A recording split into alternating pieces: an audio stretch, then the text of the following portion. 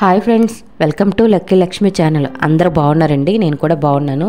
నేను టమాటా చట్నీ చేస్తున్నానండి. చాలా ఈజీగా, టేస్టీగా, సింపుల్గా చేసుకోవచ్చండి. దీంట్లో ఐటమ్స్ కూడా చాలా తక్కువ పడతాయి. టమాటాలు కడిగి పెట్టుకున్నానండి. ఒక హాఫ్ కేజీ పచ్చిమిర్చి ఒక 20 తీసుకున్నాను. 2 రెమ్మల కరివేపాకు, చిన్న కొత్తిమీర కట్ట కూడా తీసుకున్నానండి. ఇప్పుడు స్టవ్ వెలిగించుకొని కళాయి పెట్టుకుంటున్నాను. ఒక 2 స్పూన్ల ఆయిల్ వేసుకుంటున్నానండి. 1 స్పూన్ జీలకర్ర అండి. అది కూడా కొంచెం దూరగా వేగాలండి జీలకర్ర. ఇప్పుడు కరివేపాకు కూడా వేసుకుంటున్నాను. అది కూడా చిటపట్లు ఆడుతూ ఉంటుంది కదండి. అప్పుడు మనం పచ్చిమిర్చి వేసుకోవాలి. పచ్చిమిర్చి కూడా అవి కూడా మనకి పేలుతూ ఉంటుందండి, చూసుకోండి. ఇప్పుడు టమాటాలు వేసుకోవాలండి. వెంటనే వేసేసుకోవచ్చు. పచ్చిమిర్చి వేసిన వెంటనే ఈ టమాటాలు కూడా పెద్ద పెద్ద ముక్కలు కట్ చేసి వేసుకుంటున్నానండి. ఇవి కొంచెం మగ్గాలండి. మూత పెట్టుకుంటున్నాను. మరొకసారి కలుపుకోవాలండి చక్కగా. పైనుంచి మొత్తం కలుపుకున్న కింద నుంచి వరకు వెళ్ళి కలుపుకోవాలి. మెత్తబడుతుందండి. మరొకసారి సిమ్లో పెట్టేసుకోండి. టమాటా కొంచెం మెత్తబడేంత వరకు. అగొండి రుచికి తగ్గ సాల్టు, కొత్తిమీర కూడా ఉంది కదండి, అది కూడా వేసి మగ్గించేస్తున్నాను. మనకి ఇడ్లీలోకి, దోశలోకి చాలా చాలా టేస్టీగా ఉంటుందండి ఈ చట్నీ. చాలా ఈజీగా 5 మినిట్స్లో అయిపోద్దండి.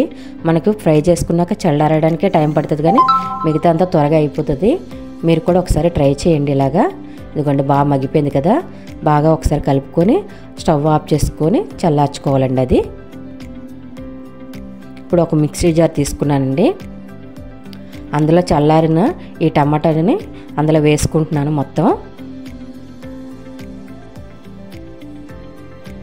5 మినిట్స్లో అయిపోద్ది కదండి. టేస్ట్ మాత్రం చాలా బాగుంటుంది. మరి పచ్చళ్ళలా కాకుండా పలచగా చేసుకోవాలి. ఇడ్లీ, దోశ దేనికైనా బాగుంటుందండి టేస్ట్ అయితే. చాలా సింపుల్ ఐటమ్స్, తక్కువ పడతాయండి మనకి. చూడండి, ఆ మాత్రం చిక్కగా ఉన్నట్టు జారు చేసుకున్నానండి. చట్నీ అలా చేసుకున్నాను. మరి పలచగా కాదు, మరి చిక్కగా కాదండి, అలా చేసుకోవాలి. ఇప్పుడు పోపు పెట్టుకోవడానికి స్టవ్ వెలిగించుకొని మళ్ళీ చిన్న కళాయి పెట్టుకుంటున్నాను. అది వేడెక్కాక ఆయిల్ పోసుకుంటున్నానండి. ఇంకో 2 స్పూన్లు. ఈ చట్నీకి పోపు పెట్టకపోయినా టేస్ట్గా ఉంటుందండి. నేను పోపు పెట్టి కూడా చూపిస్తున్నాను మీకు. 1 స్పూను, చిన్న స్పూను మినపప్పు, చిన్న స్పూను శనగపప్పు, 1/2 స్పూన్ ఇంచి జీలకర్ర వేస్తున్నాను. 1 స్పూన్ ఆవాలు వేస్తున్నానండి. ఇంకా ఆవాలు తగ్గించుకోండి. 2 ఎండుమిర్చి కూడా వేసుకున్నాను. ఒక 2 రెమ్మల కరివేపాకు కూడా వేసానండి. అది బాగా ఫ్రై చేసుకోవాలి. చూడండి, ఈ మాత్రం ఫ్రై చేసుకుంటే సరిపోద్దండి. పక్కన పెట్టేయాలి స్టవ్ ఆఫ్ చేసి. ఇప్పుడు ఆ చట్నీలో వేసుకుంటున్నానండి పోపు.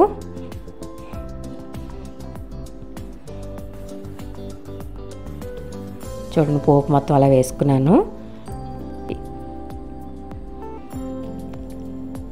టేస్ట్ అయితే మాత్రం చాలా చాలా బాగుంటుందండి. వేడివేడి ఇడ్లీ పెట్టుకుని మీకు చూపిస్తున్నాను చూడండి. ఇదిగోండి, వేడివేడి ఇడ్లీ పెట్టుకుంటున్నానండి. ఒక 4 ఇడ్లీ పెట్టుకున్నాను.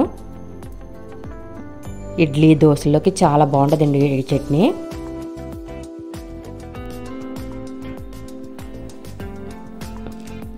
ఈ వీడియో నచ్చితే ఒక లైక్ ఇవ్వండి. కొత్తవారు ఎవరైనా చూస్తుంటే సబ్స్క్రైబ్ చేసుకోండి. పక్కనే ఉన్న బెల్ ఐకాన్ క్లిక్ చేయండి. మరిన్ని మంచి మంచి వీడియోస్తో నేను ముందుకు వస్తూ ఉంటానండి. ఇదిగోండి, చట్నీ కూడా వేసుకొని ఇడ్లీలో కూడా పెట్టి చూపిస్తున్నాను చూడండి.